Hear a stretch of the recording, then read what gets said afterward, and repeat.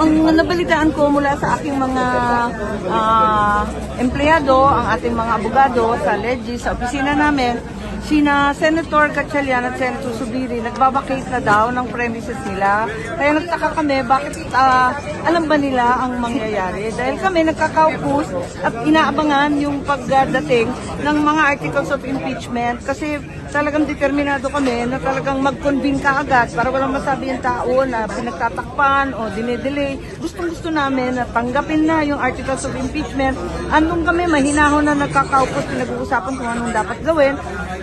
Biglang ang balita, pati daw si Rules Secretary, si Mavic Garcia, nakatanggap din ng abiso na umalis ka na dyan, magkakagulo. Bakit alam nila? Kaya ako nagtataka, ang balita si Senator Lore nakatanggap din ng abiso. Pero ayaw naman niya maniwala, ayaw niya kaming iwanan. Nagtataka ako bakit yung iba pinagsabihan. Ibig sabihin, may nakakaalam, meron ding naiwan katulad namin dun sa putukan, sa mausok at talagang kinandado kami doon. Kaya nagtataka ako, sino kaya ang nag-utos na lusubin ng Senado na may 4 na nakakaalam? Ngunit kami, walang kamalay-malay. Ma'am, nasan kayo nagkaputukan? Dinig nyo? Ang lakas-lakas, nakakatawa nga kasi si Senator Joel. Ako sabi ko, putukan na yan. Sabi ni Senator Joel, takbukaway ako fireworks lang yan. Anong fireworks? Kalakas-lakas sa tanlapit, papalapit ng papalapit. Doon sa amin, sa office ni SP, nagbibiruan pa kami, hindi kami maniwala hanggang pumasok yung mga employees na tataranta, tinaharang na yung mga pinto at nakakalapit na yung mga NBI o kung sino man ang nagpaputok. So talagang Senate siege ang dating, hindi ko maintindihan. Bakit naman isi-siege dito? Sa kagustuhan ba nila ito, maaresto si Senator Bato? Dapat sumunod lang sila sa Korte Suprema. Sinabi naman ng Korte Suprema, 72 hours, may TRO na. Ano pang gusto nyo? O di kaya, walang TRO. Maghintay kayo 72 hours.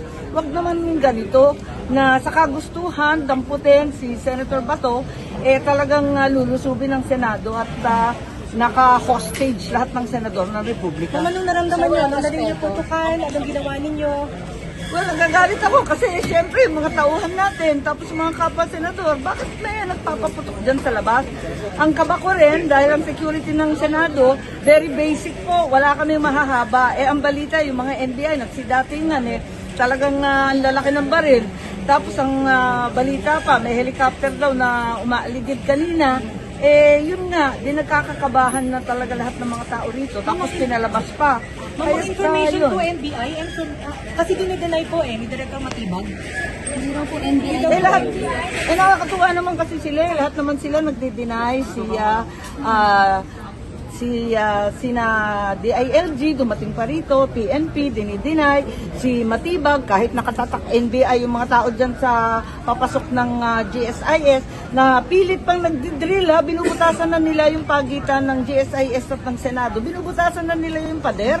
Kasi annex naman yung Senado dati nitong GSIS, may pasukan talaga dyan. Abay si Matibag, o kung sino man, ipaliwanag nila kung anong ginagawa nitong mga NBI nila. Bakit nagkalat sila rito? Bakit binubutasan yung pader? Panawagan.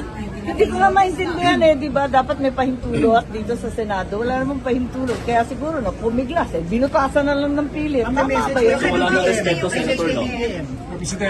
Kinausap naman niya si Alan, Peter, at sabi niya, hindi rin daw siya. Lahat na lang sila, hindi sila ang nag-utos sa paglusob ng Senado. Kaya, ano ba ito? Flood control na ulit? Nagkakagulo pa rin kami rito kasi ang balita, may nahuli na isang NBI na CA, confidential agent, na binalikan yung kanyang tactical bag na siyang naiwan dito sa hagdan ng second floor kung saan nagmula yung putukan. Ngayon, yung tao na nahuli, pinangalanan yung NBI boss niya, si Attorney Bomediano ng NBI Transnational Crime. Kung sino man siya daw yung nag-order sa kanila na lusubin yung Senado at takipin si Senator Bato. Ano man ang mangyari, sino man ang masaktan. Kaya eto nga, Attorney Bomediano, kung sino ka man, sana ipaliwanag mo kung paano ito nangyari na sinugod, linusob ang Senado at nagkaputukan sa amin dito sa mga senador ng ating republika. Hindi ito dapat nangyayari sa Pilipinas, higit sa lahat sa institusyon ng Senado. Sige, sige. Baba. Interior will make a statement. Atras ha, natutulak kayo.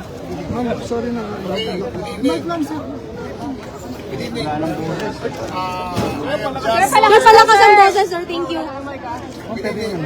Kasama ko lang ang mga senador ngayon at nagpulong-pulong kami para makita talaga ako ano nangyari. Ang chronology of events at approximately 7:46, armed men tried to enter through the second floor but were stopped by the OSA.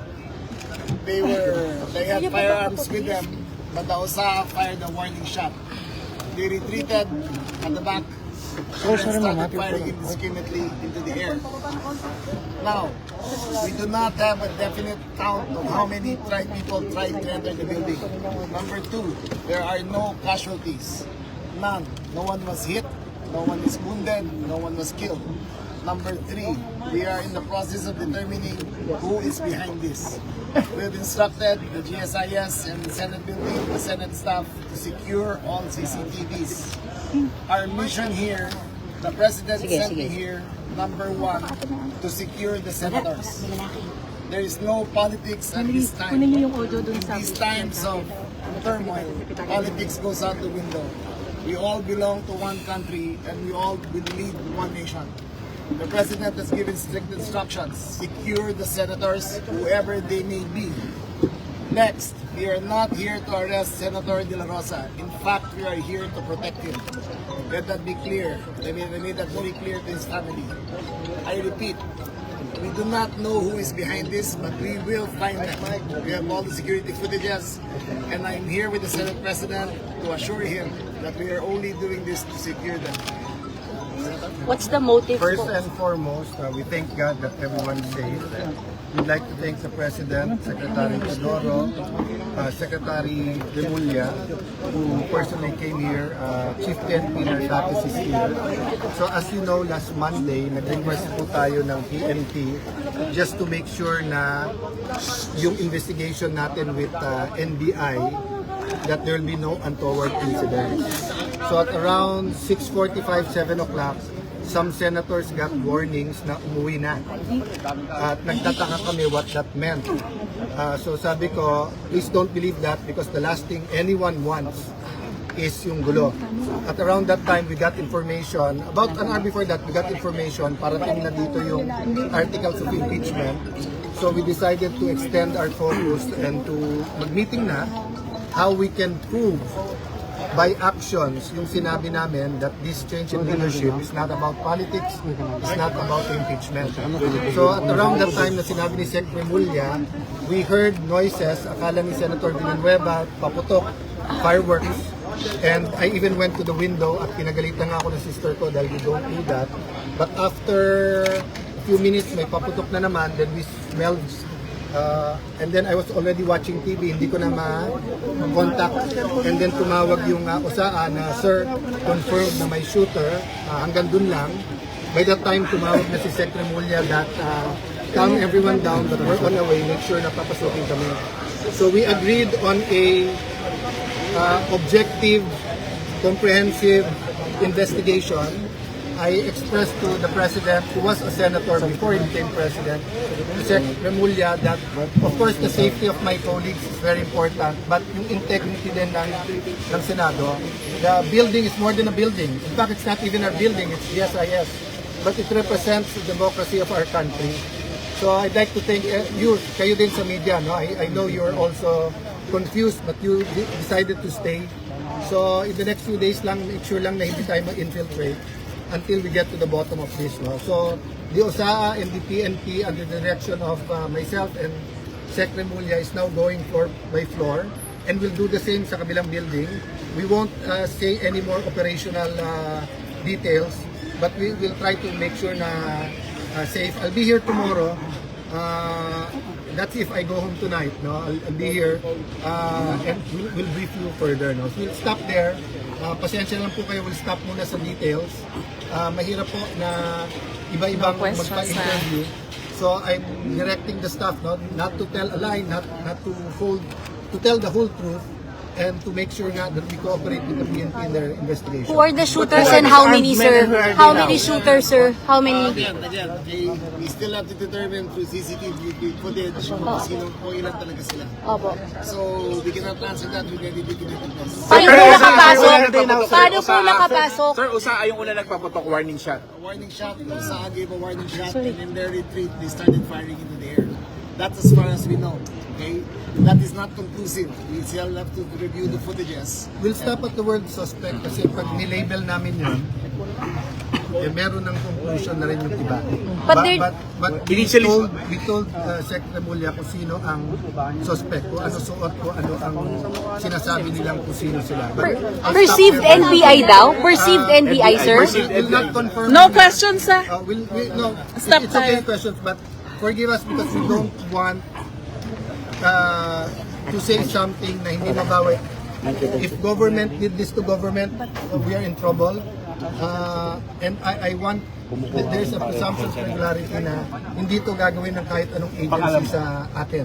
Having said that, from the President down to the secretaries, ilan na rin silang tumawag, assures us na magiging independent at no holds barred yung investigation. Perceived NBI po ba yung nakapasok? Perceived NBI ba, sir? Please do not ask questions that are leading. Pero sabi po kasi ni Secretary Mendoza, sir, Do Secdong. not ask questions that are How about leading. Sen Bato? Please do not ask Senator questions. Bato de la Rosa, how is he, sir? Nagbibigyan na lang sila ng details. Senator De La Rosa has been informed that we are doing a sweep of the building. He has informed us that he wants to rest in his chambers. He is safe. He is with his security personnel. He has been informed of our activities. We have assured him that there is no warrant of arrest to be served. Okay?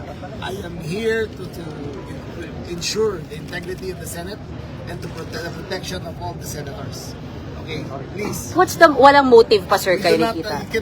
cannot ask questions of any detail because we cannot start answers with that. Even kung paano po nakapasok, We do sir? not know either. We have to review nasa na the sila? CCTV. Sir, wala rin nag-pursue, sir. Walang Wala. There was nag-umabol. protection ng number one side. One reason we cannot tell you, ongoing pa. Tapos di ba Ongoing naman pa. There's two buildings. So it's ongoing and we don't want to also, what you call this, telegraph dun sa investigation. But we're all doing what we can. And Usaha is there. The PNP, the Chief PNP, binigyan ng specific instructions ni SIL. But the Senate is safe. Kahit isa, We are sir. Senate is safe, sweeping sir? all the floors. We are sweeping all the floors. We have asked those non-essential personnel to leave, and we will investigate each and every person in that are not essential here. May pasok po ang Senado bukas? So far, yes. I'll decide mamaya. But so far, kasi nga dumating yung articles of impeachment at may meeting nga coordination ang lahat ng heads. Having said that, may I also appeal to any of you or anyone in the Senate, kung may videos kayo na you think it will help the investigation, submit it to us. Kasi maraming allegation, maraming denial. We have FB Live, sir. Yes, We have FB yes. Live. Please submit it to those. Kung meron kayong videos, please submit it to those for our investigation. Sir, No one's under custody. Pero persons of interest meron. Wala pa rin. Sen, how about the articles of impeachment po? Kamusta? Was it secured? It's secure, nakaalis na rin yung mga taga-house. I just assure you, kung ano na sa Constitution, ano sa rules namin, may precedence din to. This is the first time, maraming speculation, pero meron po yan. But I will be interpreted to be talking politics, especially kami sa secretary. So I'll just assure you, kung ano ang rules, kung ano ang Constitution, ano batas, ano precedent, susundin natin. SP, is the Senate safe? Is the Senate safe as of now? We're making sure that is now, but I can tell you, especially for me, that I feel na cargo ko yung lahat ng empleyado at lahat ng mga senador, lalo po yung walang kamalay-malay dito. It was, you know, I don't know how to describe, you know, and at first, you know, if you get a call from me at this point in time, you wouldn't know that's an emergency. That's why I had to do it so So categorical safe na ang Senado? Hindi namin masabi kasi I mean, it's secure. It's secure. Secure. But All senators are secure. All senators are All secure. senators. How many senators are inside, sir? I think we were complete sa Majority. 13? Except she's 12. anyone from the minority there. Parang wala naman niya. Unless may nasa opisina. Inside the... You are all here right now? Yung 12? Nasa loob pa? Yes. Yeah. Except for Sen Bato. Yeah. Si Senator Bato. Senator Bato. Senator How about Sen Robin? upstairs. Yes, also here. Also here. Pagod yung dalawa kasi they've been here the last 3 days. Magsisiuwian po ba kayo, sir? Or dito lang We'll kayo? coordinate muna with the PNP. Kami na bahala. I will. Advice na It is my duty to ensure the safety of all the senators. Okay. Whether it is safe to go home or not, I will make that call. Okay. And I will make sure that they are safe to go home. Okay. Thank you, sir. Salamat po. Thank you guys. Thank you.